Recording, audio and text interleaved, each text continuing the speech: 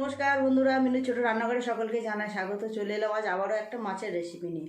আজকে আমি ভেটকি মাছের একটা রেসিপি বানাবো, একদম অন্যরকমভাবে বানাবো। প্রথম থেকে শেষ পর্যন্ত ভিডিওটা দেখতে থাকুন। এই দেখুন বন্ধুরা, নিয়েছি এখানে ভেটকি মাছ।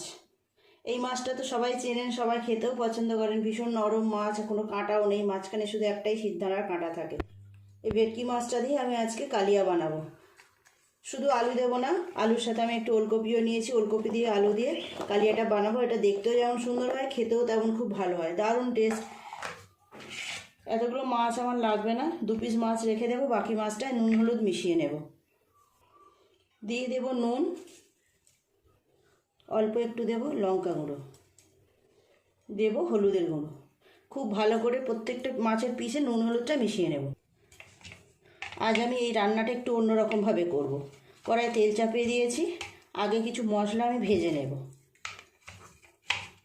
বন্ধুরা, আগের দিন যে আমি দেশি মোরগ রান্না করেছিলাম, আপনাদের বলেছিলাম পরের ভিডিওতে তার রিভিউটা দেবো, রান্নাটা কেমন হয়েছে। তো আপনাদের দাদা সবাই খেয়ে খুবই ভালো বলেছে। দাদা এটাই বলল যে এত দূর থেকে মাংসটা কিনে আনাটাই সার্থক হয়েছে। খুব ভালো হয়েছিল রান্নাটা, দারুণ টেস্ট হয়েছিল। কিছু মশলা আমি এই তেলে ভেজে নেব।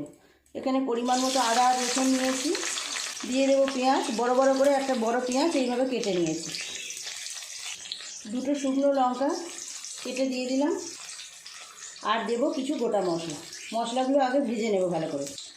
দিয়ে দেব টমেটো,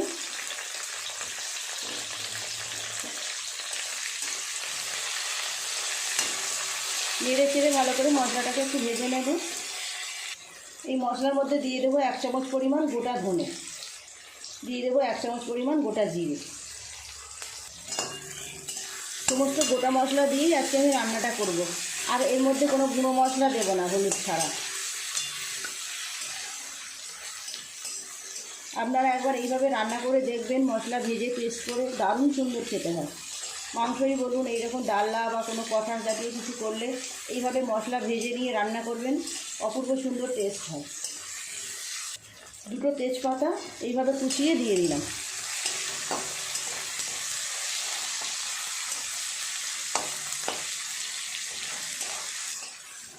মশলাটা ভাজা হয়ে গেছে, তুলে নেব, নিয়ে একটু ঠান্ডা করে তারপর পেস্ট করে নেব।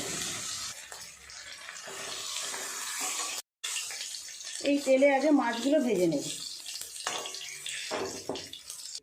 এই তেলের উপর আরও একটু তেল দিয়ে দেব।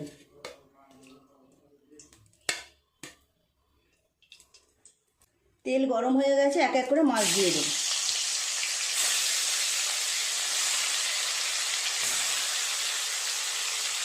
মাছগুলো উল্টে দেব। এই পাশটা ভাজা হয়ে গেছে।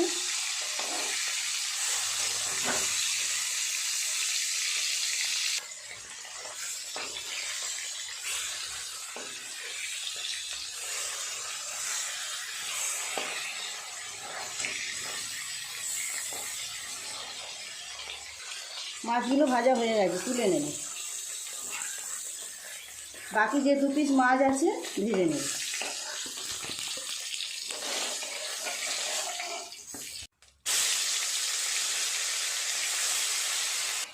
মশলাটা ভেজে রেখেছি, ঠান্ডা হয়ে গেছে। এর মধ্যে 2 চামচ টক দই দিয়ে সুন্দর করে এটা পেস্ট করে নেব।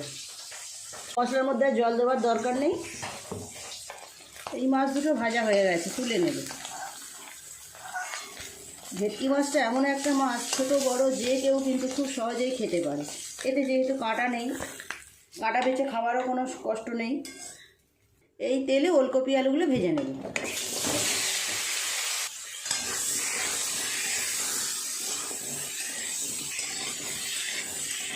লাল লাল করে ওলকপি আলুটা ভেজে নিয়েছি, তুলে নেব।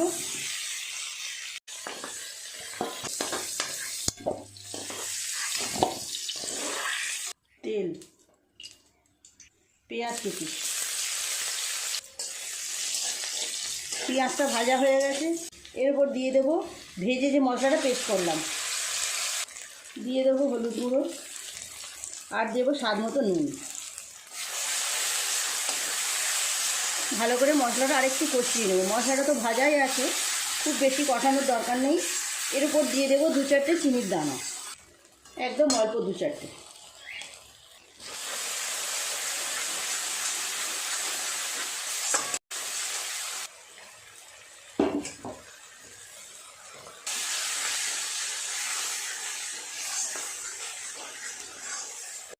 মশলাটা ভালোভাবে কষানো হয়ে গেছে, দিয়ে দেবো ভেজে রাখা আলু আর ওলকপি।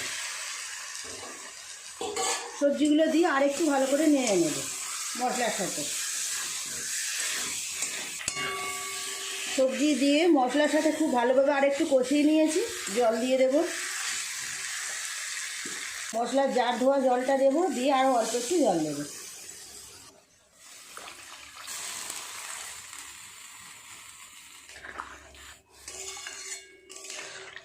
থালা চাপা দিয়ে দেবো আলু ওলকপিগুলো ভালোভাবে সিদ্ধ হওয়ার জন্য। 10-12 মিনিটের জন্য এরকমভাবে চাপা দিয়ে রাখবো। ঢাকাটা খুলে একবার দেখে নেব কেমন সিদ্ধ হয়েছে সবজিগুলো। মিনিট 10 তো এইভাবে চাপা দিয়ে সিদ্ধ করলাম সবজিগুলো। আলু ওলকপি সব সিদ্ধ হয়ে গেছে, দিয়ে দেবো ভেজে রাখা মাছগুলো।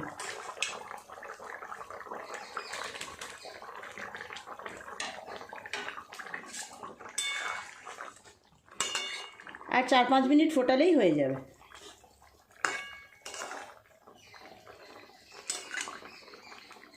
এই রান্নায় খুব বেশি পাতলা ঝোল ভালো লাগবে না, এরকম গাঢ় গাঢ় ভালো লাগবে। আর একটুখানি ফুটে গেলে নামিয়ে নেব। মাছ দেওয়ার পরে আরও 4-5 মিনিট ফুটিয়ে নিয়েছি, গ্রেভিটাও অনেকটা গাঢ় হয়ে গেছে, নামিয়ে নেব। আপনাদেরও বাড়িতে এরকম ভেটকি মাছ এলে একবার এইভাবে ওলকপি দিয়ে রান্না করে দেখবেন। বাজারে তো আর কটা দিন মাত্র ওলকপি আছে, ওলকপি বাজারে থাকতে থাকতে এইভাবে একবার রান্না করে দেখবেন, অপূর্ব সুন্দর স্বাদ হয়। নামিয়ে নেব, হয়ে গেছে পুরোপুরি রেডি।